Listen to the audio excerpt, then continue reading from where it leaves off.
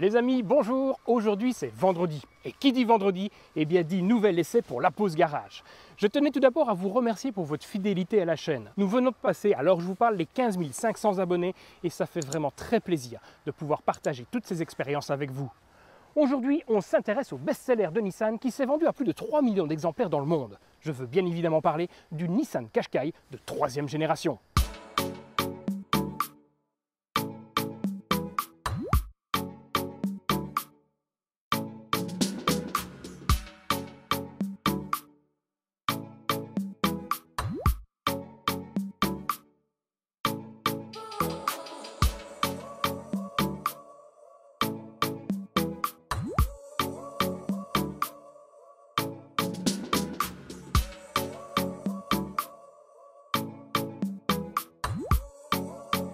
Initialement présenté sous la forme du concept car IMQ au Salon de Genève en 2019, le SUV japonais de dernière génération se modernise avec une face avant plus futuriste. Déjà avec cette nouvelle calandre en V qui s'agrandit et vient dorénavant remplir toute la face avant. Celle-ci n'est pas sans rappeler celle qu'on retrouve sur le Nissan Juke, tout comme ses feux avant qui viennent s'étirer sur les ailes et apportent ce petit côté moderne qui manquait à l'ancienne génération de Qashqai.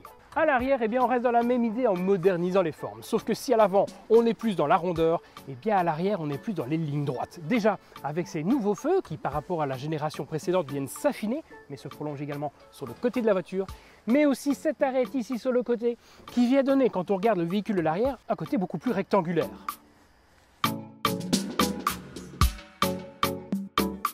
De côté, eh bien, ce sont les arêtes toujours plus marquées qui sautent immédiatement aux yeux, rendant ce Qashqai plus musclé mais également plus imposant. Et imposant, il l'est.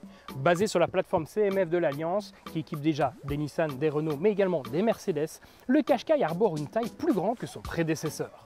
Comptez 4,42 m de long, 1,83 m de large et 1,62 m de haut. Soit un gain par rapport à la génération précédente de 5 cm en longueur, 3 cm en largeur et 3,5 cm dans le sens de la hauteur. Le grand changement de cette nouvelle version réside dans l'abandon des motorisations diesel pour des motorisations essence avec micro-hybridation. Sous le capot, on retrouve une seule motorisation déclinée en 2 puissances.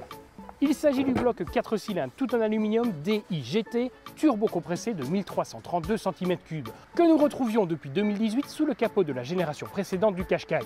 Il bénéficie cependant de l'ajout de la micro-hybridation 12 volts faisant de ce Qashqai une voiture hybride. Ce bloc est décliné en 2 puissances, 140 chevaux comme dans notre modèle d'essai, mais également 158 chevaux. Ceux-ci développent respectivement 240 et 270 Nm de couple. Plus tard, on devrait également voir apparaître un bloc essence 1500 plug-in hybride qui viendra compléter la gamme. Au niveau de la boîte à vitesse, eh bien 2 possibilités. Tout d'abord, une boîte à vitesse manuelle à 6 rapports, comme sur notre modèle d'essai, mais aussi une boîte automatique à variation continue appelée Xtronic 7. Celle-ci n'est disponible que sur la version 158 chevaux du moteur. Il en est de même pour la transmission intégrale qui se réserve à la motorisation la plus puissante actuellement disponible. Si celle-ci ne vous intéresse pas, vous pourrez toujours choisir la version 2 roues motrices, utilisant alors le train avant pour mouvoir le véhicule. Avant de continuer cette vidéo, je tiens à remercier chaleureusement le groupe MS Motor pour l'invitation à l'essai de ce magnifique Nissan Qashqai. Si à la fin de la vidéo il vous reste quelques questions, n'hésitez pas à les contacter, je suis certain qu'ils se feront un grand plaisir de répondre à toutes vos questions.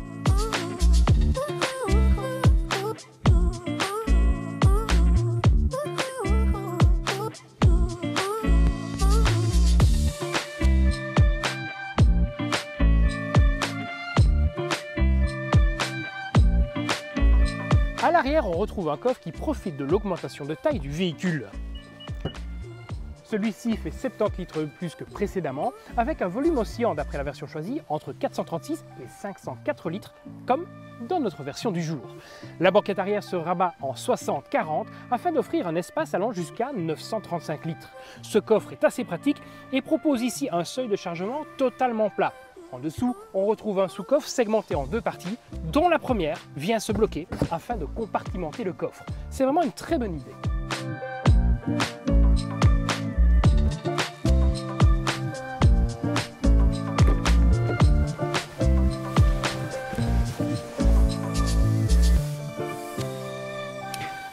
Le confort est vraiment très bon, déjà avec ces sièges qui se règlent vraiment très facilement, c'est vraiment très agréable. On est vraiment bien installé ici à l'avant et on a également pas mal de place au niveau de la tête mais également au niveau des épaules. Ce n'est pas pour rien que ce Qashqai est parmi les plus spacieux de sa catégorie. À l'arrière, c'est tout bénéfice également par rapport à la génération précédente. 1,5 cm de plus au niveau de la tête, 2 cm au niveau des genoux, ce qui fait qu'avec Fabien et son 1,87 m à l'avant, eh bien j'ai près de 5 cm entre mes genoux et le siège. C'est quand même juste énorme. Attention par contre, à partir d'1,90 m, vous toucherez le ciel de toit, mais bon, ça reste quand même déjà un beau gabarit, 1,90 m, c'est déjà des grandes personnes. Est-ce que vous avez par contre constaté, regardez-moi cette porte. Elle est grande ouverte et elle s'ouvre à près de 85 degrés. C'est énorme et ça permettra de venir y placer un maxi-cosy ou un siège enfant avec une grande facilité. Et vous le savez, si vous avez des enfants, quand on place un maxi-cosy, ce qui est important, c'est la distance entre ce siège et le siège avant. Et en gagnant 2 cm à cet endroit-là, eh bien c'est vraiment très bien pensé. On a une voiture ici en fait qui est pensée pour les familles et ça se ressent fortement. Parlons maintenant de cet intérieur. Celui-ci est assez sobre et élégant, avec des formes en rondeur. La seule chose que je regretterais peut-être un petit peu, eh bien, c'est ce volant avec des commandes plus rectangulaires, c'est assez droit, et ça vient trancher justement avec la rondeur de la planche de bord. Alors, dans cet intérieur, on retrouve 3 écrans. Le premier se trouve derrière le volant, il fait 12,3 pouces et reprend les différentes informations de conduite. C'est lui qui vient réellement moderniser cet intérieur en apportant le côté technologique. Le deuxième, il est optionnel et ce véhicule n'en est pas équipé. C'est un écran ici de 10,8 pouces qui vient jouer le rôle de head-up display en affichant sur le pare-brise des informations de conduite. On retrouve ensuite le troisième écran qui est ici avec la tablette de 9 pouces tactile qui reprend les différentes informations comme le GPS, la radio, mais également les différentes applis connectées de chez Nissan. Sachez que la voiture est compatible avec Android Auto et Apple CarPlay. Et pour ce dernier, vous pourrez même avoir la connectique sans fil.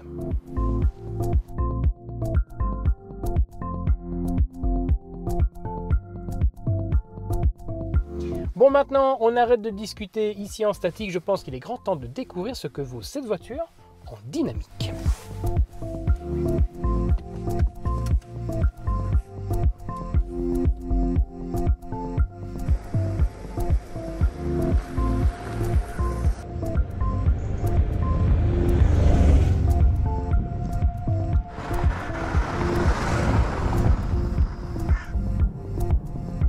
Alors parlons maintenant de la conduite de cette voiture.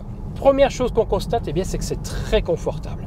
On est bien installé dans ce siège, il n'y a rien à dire. On vogue sur la route et on ne sent même pas les bosses.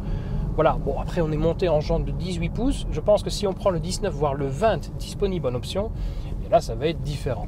Mais ici, il n'y a vraiment rien à dire. On a une voiture très confortable pour la balade quotidienne. Vous avez des sorties en famille le dimanche. Il n'y a rien à dire là-dessus. Par contre, il y a un petit truc qui moi pas me chagrine parce que c'est le principe de ce véhicule, mais je pense que c'est un point qu'il faut souligner, c'est la puissance du moteur. On a un moteur qui fait 140 chevaux et 240 Nm et c'est vrai que il ne faut pas moins pour ce véhicule. C'est suffisant pour celui-ci, pour les balades, les promenades, mais c'est vrai que si on veut un petit peu plus jouer avec la voiture, il faudra peut-être se diriger vers le moteur de 158 chevaux qui a quand même 30 Nm de plus. Alors, on pourrait penser qu'avec le petit moteur électrique de l'alternodémarreur, on comblerait ce manque de pêche et on a une voiture plus pêchue. Non, ce n'est pas le cas. L'alternodémarreur du système 12 volts n'est pas suffisant pour ça. Si vous voulez un petit peu plus de pêche électrique au démarrage, il faudra attendre la version plug-in hybride qui arrive très prochainement. À la conduite, on appréciera la boîte manuelle qui est vraiment très bien étagée, qui est d'une grande souplesse. La seule chose qui moi me gêne un petit peu, c'est que le levier de vitesse est légèrement incliné vers l'avant lorsque vous êtes au point mort. Ce qui fait que j'ai tendance à enclencher la quatrième pensant être au point mort. C'est un petit détail, mais bon voilà, c'est comme ça. J'aimerais aborder encore un dernier point avec vous, c'est la direction. Celle-ci, tout comme le châssis, est assez souple.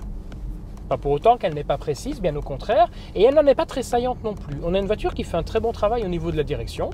Elle n'est pas très communicative, mais ce n'est pas nécessaire dans ce type de véhicule.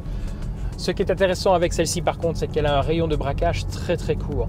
Ce qui, combiné avec les caméras à 360 degrés, eh bien, malgré le gabarit, fait qu'en ville, ça ne pose absolument aucun problème de se promener avec cette voiture. C'est vraiment une bonne voiture. À nouveau, comme je vous l'ai dit tout à l'heure à l'intérieur, on est à bord ici de la voiture du bon père de famille. On n'est pas là pour faire de la piste. Elle fait du bon travail.